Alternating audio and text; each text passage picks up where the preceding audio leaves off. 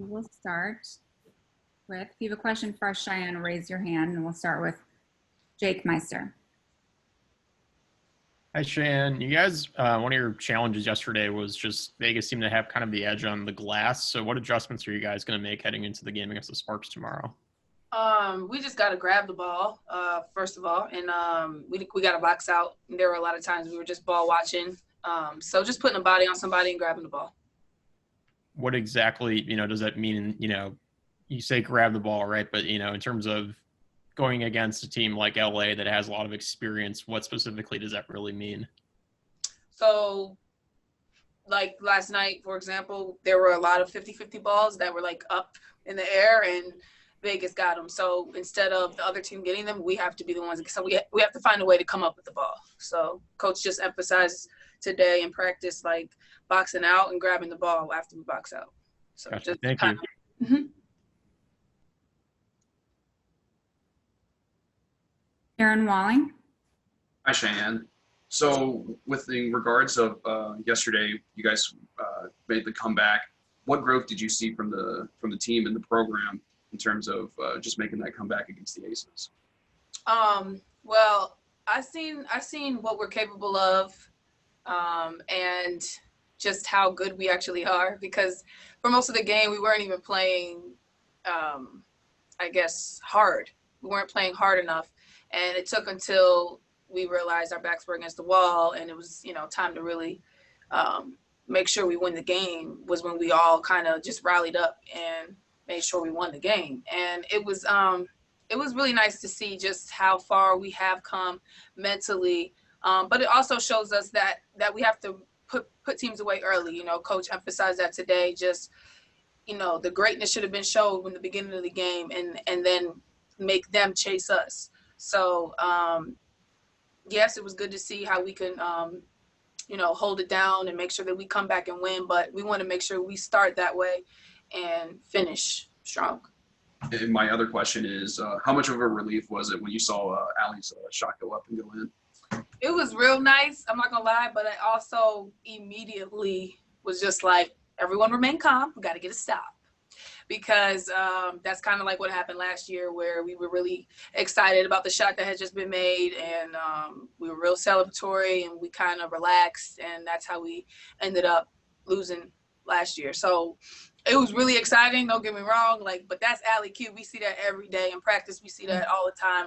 That was really not much of a shocker when she hit that shot. It was just more about making sure we finished the game with the win. All right, thanks, Cheyenne. Leah Secondo. Hi, Cheyenne. Congratulations yesterday. Wanted to ask you about after the game, coming back to campus and being able to rest, where typically, if it were not like these times, could be jumping on a plane to go play again somewhere else. So just if you could explain, how good this could be in a way to your body, to have that ability just to come back and relax and not be running? Yeah, it's absolutely a difference, and obviously just going straight to your room and getting that rest you need, getting the treatment, being able to get in the pool and the cold tub. But it still doesn't change the fact that we play every other day. So it's kind of like you give away one thing and then it's still pretty even. Like our legs are still going to be pretty exhausted by the end of this week, being that we play every other day this week. Mm-hmm. Could I follow that up with just what you kind of have done mentally to prepare for that? Or if anything, or if you do anything on the side yourself, reading or anything to just kind of get in the right zone for that? Mm-hmm. Well, I've been practicing meditation, which has really helped me a lot mentally and emotionally.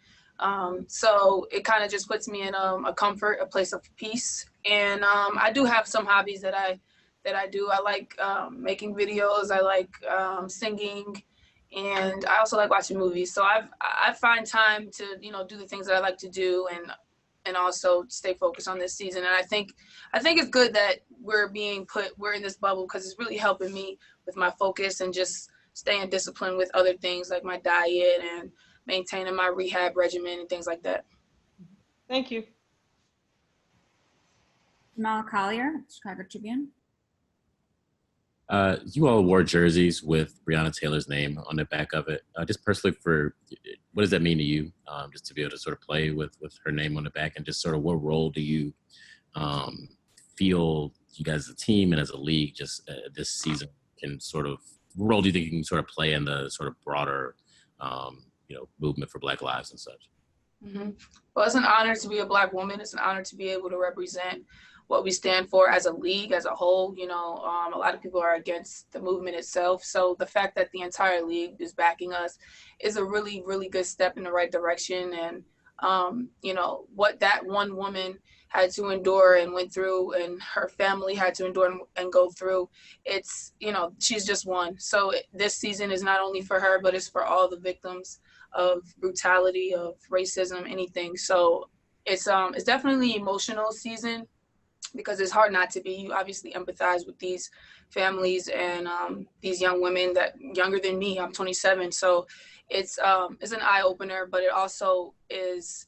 It gives me. I'm thankful that I'm a part of this league, and that this league is so just pro Black Lives Matter. And that it's not the latter, because then it would be unfortunate, and there would be a lot of players that would not support the league if they weren't pro-Black. So I'm just happy and I'm thankful that that's not the case. Thanks. Eric Wilson. Hey, Cheyenne. Kind of speaking along those lines, what message are you personally, when it's speaking to young Black women about, the importance of speaking up and the importance of following their dream? What's your message? My message is for all young Black women to believe in themselves with their whole hearts, and never to doubt what they're capable of, their capabilities. And a follow-up to that, more towards the game, you spoke earlier before the season started about being more of that vocal leader. Can you speak to, while you were on the court yesterday, how much of that came to play? Just being that vocal presence. Yeah, it did a few times. Just when in those moments where we needed that, like, giddy up. Obviously, your actions have to be in accordance with your words. So I show by my actions, by hustling, by getting those hustle plays, and kind of just amping up my team. Like, let's go. That's my role. And I think that I did a good job with that yesterday. I'm gonna continue to get better with it. I think I need to get in a lot better shape, and I think that will definitely allow me to be even more vocal, because the toughest thing is talking when you're tired. So. Leah Secondo. If just to kind of go off the cuff a little bit here, what was one thing that you had to have in your bag when you packed to come into the bubble that you knew that you couldn't live without? It's one of y'all favorite questions, ain't it? All right. Let's see. My Bible.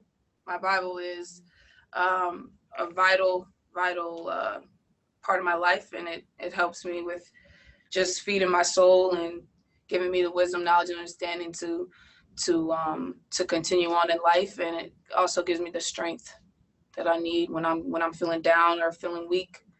It's definitely something that I had to make sure I brought with me. Excellent. Thank you.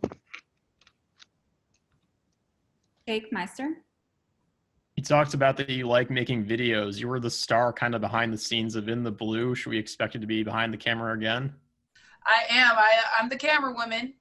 I'm the second camera woman. We have our head camera woman and producer, but I am the second one. So I will for sure be the main person talking to the camera. I'll have the camera most of the time, but I also like to share the camera. But yeah, I do enjoy that. That's like a passion of mine to get into production. So yeah, I'm for sure going to be doing more of that. Awesome. Cool. Thank you. Yes, sir.